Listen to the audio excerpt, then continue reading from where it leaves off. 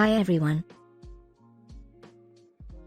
Warm welcome to my channel Yummy to present the most delicious and easy recipes.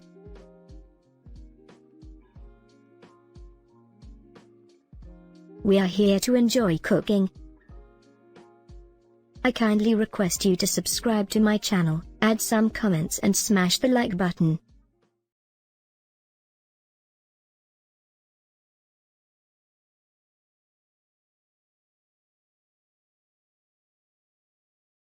I'm making is pumpkin cookies. Now I love that you only need 3 ingredients. So you need a spice cake mix, and go ahead and dump the whole thing in. Next you're going to take just a can of pumpkin. Again, dump the whole thing in. Then just go ahead and mix it all together. Now it might take a minute or two for it to combine, but keep at it, it will mix. Then you're just going to add 2 cups of your favorite chocolate chips. I love milk chocolate chips, but you can use dark chocolate chips too. Then just mix that until it is well combined. Now to make these cookies, I love using cookie scoops or even an ice cream scoop. It makes it so much easier, and they all are the same size. Now here's my secret. I usually put aside a few chocolate chips so I can put them on top so you can get the perfect cookie every time. All right, you're gonna bake them at 350 degrees for about 8 to 10 minutes whenever they are cooked on the bottom, and yeah, they're still a little soft. The next one is my skinny banana cookies. I love making these if I'm looking for a little bit healthier of a treat. So I have 2 bananas here that I'm just smashing with a fork. You can use a blender or a beaters too, whatever makes it easiest for you. Now once it is nice and soft, you're going to add 1 cup of old-fashioned oats into the mixture. Then you're going to add about 1/4 cup of semi-sweet chocolate chips or milk chocolate chips, whatever one you choose.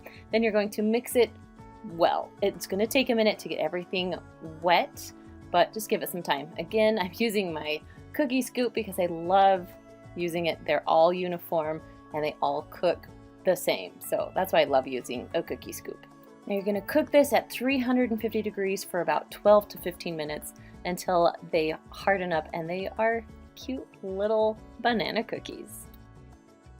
The next one is Rolo pretzel turtle bites. Now I would suggest getting smaller pretzels than I have here because the Rolo did not want to stay in the middle, so smaller pretzels is a must, but they still worked out. So you're going to put a Rolo on each pretzel.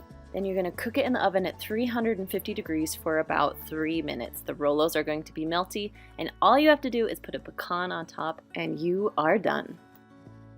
Next up is 3-ingredient Reese's fudge. Now, it really is 3 ingredients, and you guys, it is one of my favorites. So you're going to take a 9x9 square pan, line it with foil, and then spray it with cooking spray. Then you're going to take your Reese's. I had a very good helper helping me today. We're going to do 16 on the bottom of the pan. Next you're going to take 3 cups of chocolate chips and then just dump them into a microwave safe bowl. Now you could do this on the stove top also, but I love using the microwave. Then you're going to take 1 can of sweetened condensed milk and just pour it in over your chocolate chips.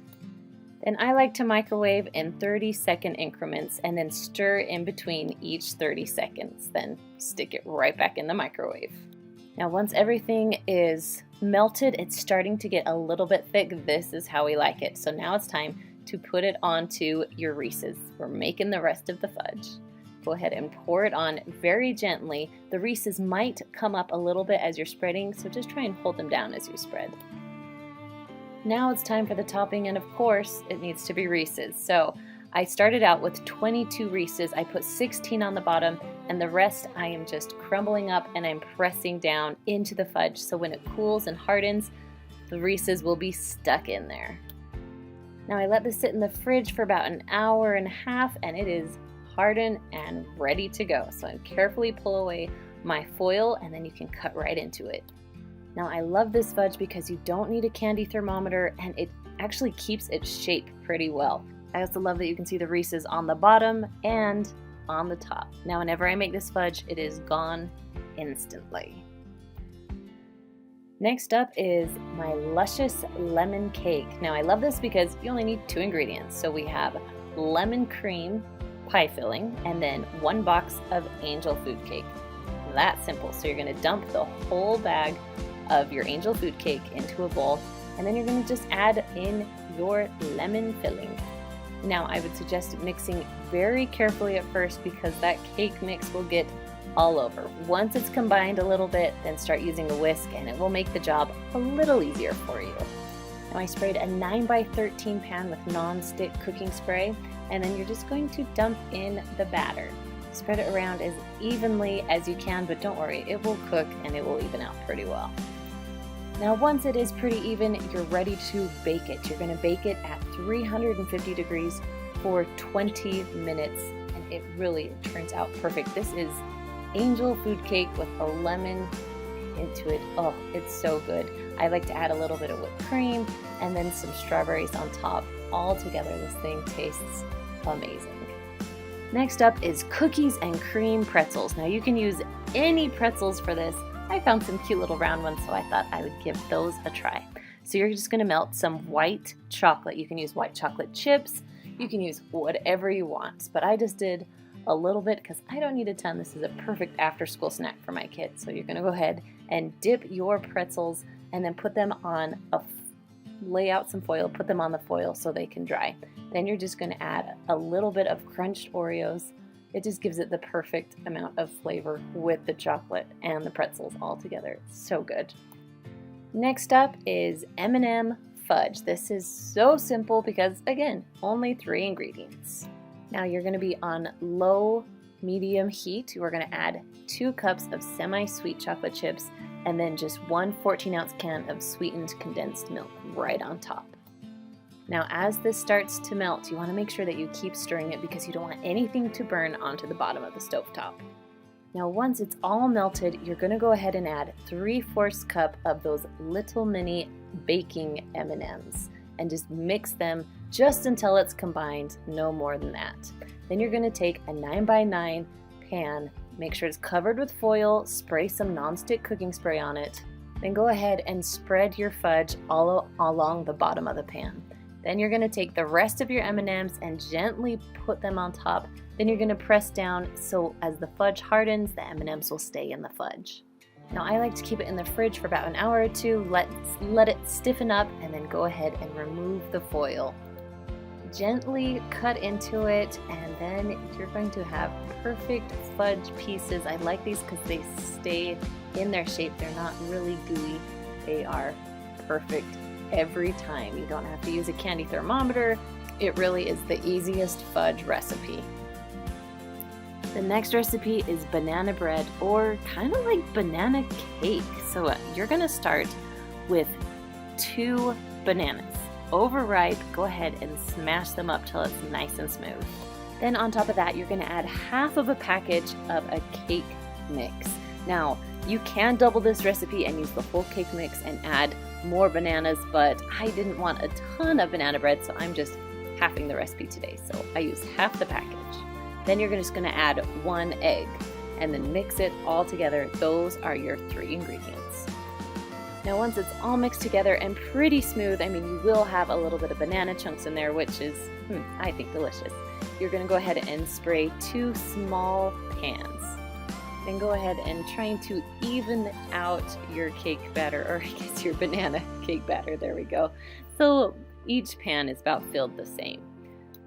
Next, you're going to preheat your oven to 350 degrees and you're going to cook these for about 30 minutes. Now, if they need to cook a little more, go ahead and do that, but I like them a little bit golden brown and they are super soft in the middle.